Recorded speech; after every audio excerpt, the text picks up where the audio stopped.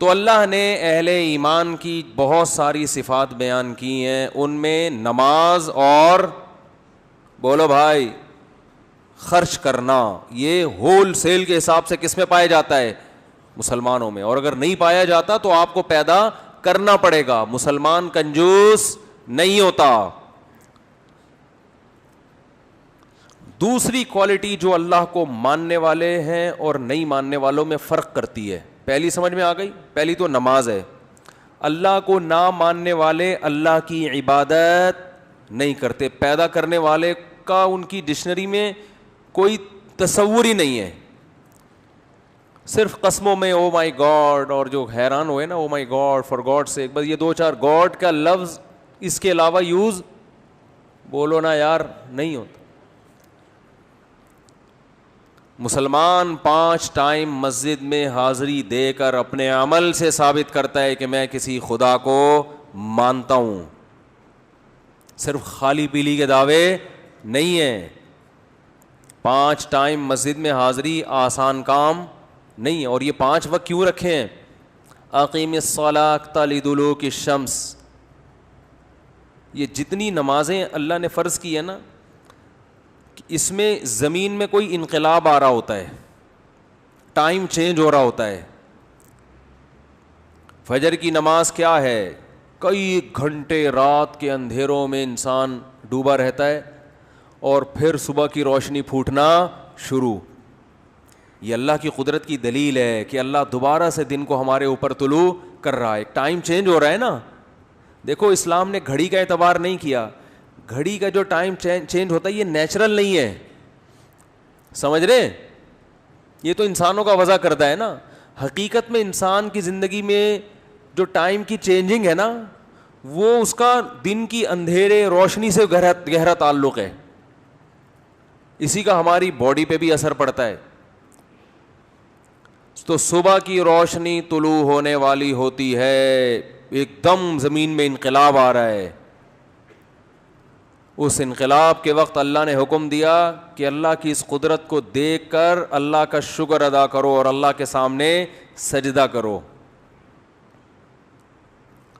پھر جب سورج بالکل بلندی پہ پہنچتا ہے اس وقت ٹائم مکمل چینج ہو چکا ہوتا ہے نا. اس کائنات میں بڑا تغیر ہو چکا ہوتا ہے کہ ایک طرف گھپ اندھیرا تھا اور اب ایک دم تیز دھوپ، پورا ٹائم چینج ہو گیا. تو ایمان والے اس موقع پر بھی اللہ کو یاد کرتے ہیں اور اللہ کے گھر میں حاضر ہو کر عبادت کرتے ہیں. پھر شدید تیز روشنی کے بعد جب سورج ڈھلکتا ہے اور سورج کی تپش میں تغیر پیدا ہو جاتا ہے اور شام ہونے لگتی ہے، تو شام کا ٹائم دن کی روشنی سے بالکل ڈیفرنٹ ہوتا ہے، بالکل الگ ٹائپ کا وقت ہوتا ہے. وہ اس میں انسان کی باڈی میں بھی چینجنگ ہوتی ہے، تغیر پیدا ہوتا ہے، ہر لحاظ سے سب کچھ چینج ہو رہا ہوتا ہے. آپ کی ایکٹیویٹیز چینج، شام کی ایکٹیویٹیز الگ ہوتی ہیں، دن کی روشنی الگ ہوتی ہے. تو عصر کی نماز کا حکم دیا گیا کہ یہ وقت تبدیل ہو رہا ہے. پھر جب سورج غروب ہوتا ہے تو سورج کا غروب ہونا بذات خود ایک اس کائنات میں ایک عظیم انقلاب ہے. اس وقت حکم دیا گیا اللہ کے در پہ حاضری دو. پھر جب سورج بالکل غائب، مکمل اندھیرا، عشاء کا وقت، پھر حکم دیا دوبارہ اللہ کے در پہ حاضری دو. سورج بنایا اللہ نے، اقیم الصلاۃ لدلوک الشمس الی غسق اللیل، نماز کو قائم کرو سورج کے ڈھلکنے کے اوقات میں اور رات کے اندھیروں میں. تو کتنی زیادہ عبادت. تو جو اللہ کے علاوہ، اسلام کے علاوہ مذاہب ہیں، وہ نام سے اللہ کو مانتے ہیں، ان کی زندگیوں میں اللہ کا کوئی تصور آپ کو نظر نہیں آئے گا. اور اگر عبادت کرتے بھی ہیں نا تو آپ جتنے اسلام کے علاوہ مذاہب ہیں ان کی عبادت میں مفاد پرستی کے علاوہ کچھ بھی نظر نہیں آئے گا.